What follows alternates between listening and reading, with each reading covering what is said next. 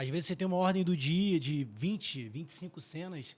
Você faz, o figurino já está aqui para você trocar a roupa para voltar para o capítulo 42, você acabou de fazer 38. Fala, meu Deus, como é que eu estava? Eu olho lá nos capítulos, eu estava triste nessa hora. Ainda tem isso, né? Você saber como é que você estava, a personagem estava como? No capítulo 38. Estava triste? Estava feliz? Tinha acontecido alguma coisa? Aí tem essas curiosidades. Você já nem lembra, né?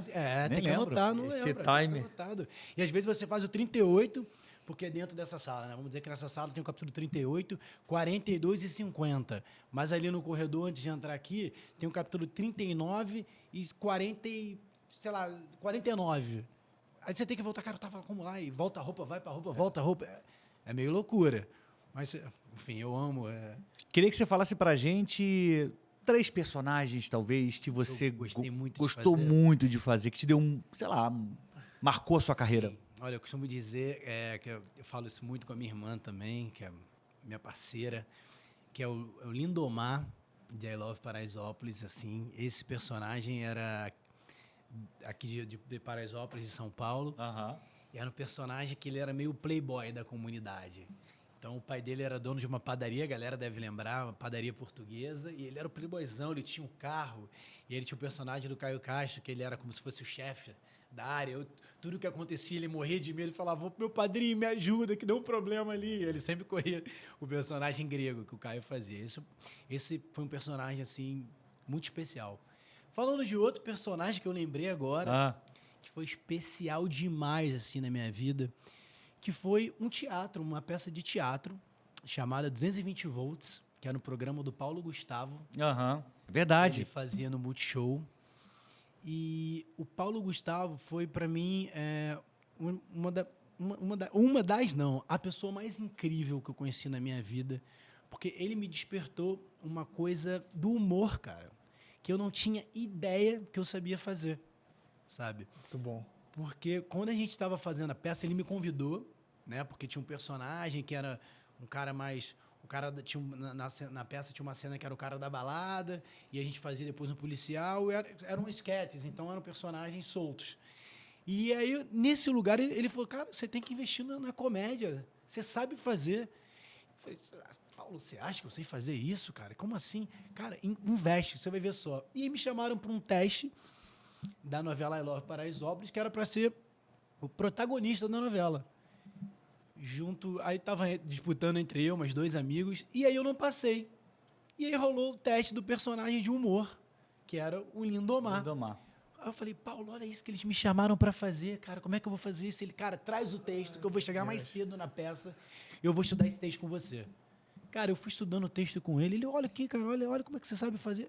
Cara, eu fiz o teste, e passou. Passei na hora, legal. Esse diretor é você, cara. Aí eu falei, meu Deus, eu sei fazer humor, e eu fui descobrindo.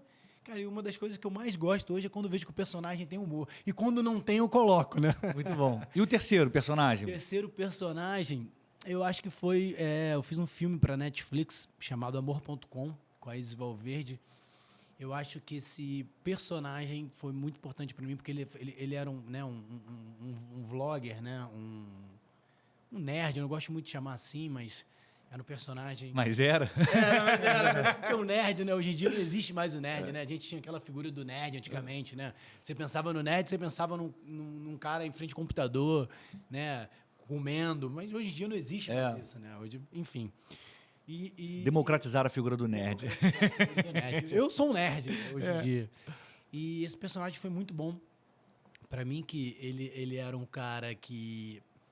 Era um cara que mexia em computador, era um hacker, consertava sistemas de lojas. E aí ele conhece o personagem da Isis, que era uma blogueira super bombada do mundo, de moda e tal. E ele começa a entender como é que era essa troca, né? Essa fusão que ela vai colocando ele nessa vida. Ele vai virando super blogueiro. E para colocar comédia nesse lugar, mas eu gosto de fazer uma comédia que não é aquela comédia que a gente vai beber uma água e a água cai na cara.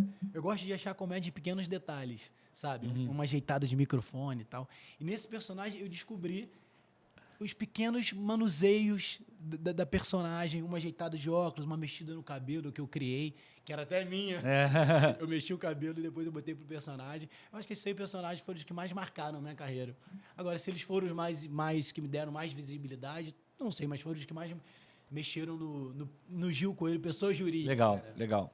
Antes do Átila fazer a pergunta, eu queria contar uma coisa. Você é um cara que nasceu no subúrbio do Rio de Janeiro. Nascemos, né? Nascemos, os três, né?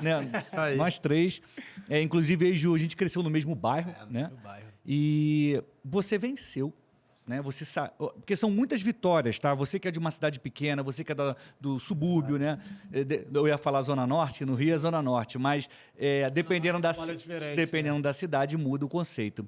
Você que saiu de um lugar afastado das áreas nobres, ou você ainda vive aí, quando você sai de lá, você já está dando um passo para frente. Quando você entra numa profissão e vence nessa profissão, você já deu muitos passos para frente. Sim. E a gente sabe que não é fácil.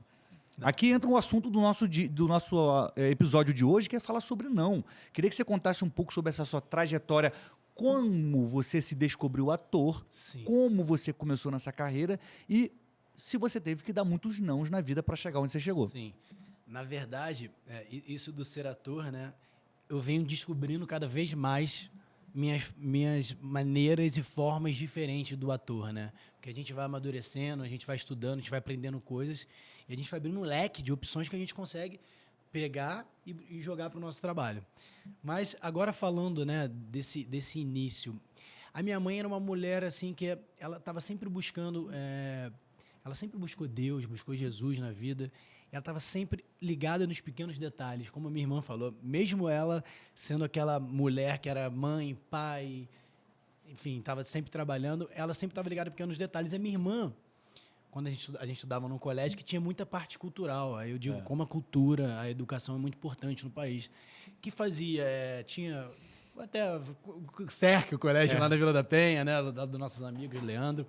Ele tinha muita parte cultural, fazia a garota, a CERC, aí fazia uma peça de teatro, e nessas coisas você vai se movimentando. Sim. E minha irmã, num negócio desse de garota CERC, a minha irmã começou a mexer um lado dela, meio artístico, e ela falou, pô, eu gostei do palco e tal. E no ano seguinte teve um projeto de não lembro como era o nome, mas de talentos do colégio, e ela se inscreveu e ela cantou, e minha mãe sempre amava, e minha mãe olhava para mim, você vai ser médico ou artista? Ela falava isso para mim, eu falava, que loucura minha mãe falar isso. Aí levou minha irmã para fazer um curso de teatro lá no Rio de Janeiro, a Arte Grimber, que tem até hoje, inclusive, poxa, são incríveis, assim. Depois me adotaram no teatro. Isso é um papo legal também. E minha irmã foi fazer o curso de teatro lá. E aí minha mãe ligou na recepção e falou assim, o meu filho vai fazer também. E eu cheguei lá, falou, vamos levar a mamãe? Era uma viagem, né? A gente saiu da Vila da Penha para ir para Barra. Acho que antigamente nem tinha linha amarela, não lembro. E a gente foi lá e quando chegou a recepcionista, me pegou na minha mãe e falou assim, você vai fazer também? Não vai, minha mãe? Vai sim. Quando viu, já estava no palco. Olha, fazendo a aula de teatro, minha irmã já super desenvolvida, e eu assim, meu Deus, o que eu estou fazendo aqui? E dali eu costumo dizer que o mosquitinho do teatro me deu uma mordidinha. Uhum. Logo na frente teve isso eu tinha mais ou menos uns 16 anos. Aí teve um teste de uma peça que ia acontecer no curso, que ia profissionalizar. Então, a gente vai fazer uma peça profissionalizante, vai ter um teste. A minha irmã foi para fazer esse teste e eu fui também. Eu já querendo muito. E ela já meio, eu gosto de cantar e tal. Ela passou. E eu não. Primeiro não. Fiquei mal. Falei, cara, como é que pode, né? Quando a gente não tem inteligência emocional, né? Enfim, tinha 15, 16 anos, a gente não entende. E eu fiquei muito triste. Eu falei, cara, minha irmã nem quer, né? Ela nem quer e ela passou. E eu não. Enfim. Aí deu um ano, né? Como esperar, né? O tempo de Deus, né? Deu um ano. O menino que tinha passado, olha que loucura, o menino que tinha passado pro teste da peça, fez a peça, a gente estava disputando o personagem, e no outro ano ele queria parar. Olha como a vida é. E eu fiz e entrei no protagonista da peça que ele ia fazer. Caramba. Olha que loucura. Você ficou no banco de reserva e te chamaram. No banco de reserva me chamaram. E quando me chamaram, eu tive contato com a Natália, que era uma diretora desse curso, e depois eu fui dar aula de assistente com ela, virei assistente dela no curso de teatro, depois comecei a fazer um monte de peças, comecei a trabalhar na companhia e eu fui entendendo. E a minha mãe veio a falecer, e minha mãe era advogada, meu pai também era advogado, e meu pai tinha essa coisa, não, teatro não, isso não vai dar futuro, né? Aquela coisa que todo pai normal acha. Ele falava, você vai fazer faculdade de Direito de manhã, trabalhar à tarde e à noite você faz teatro. Se você quer, vai ser assim. Falei, beleza, pai. Então, beleza, vai ser assim.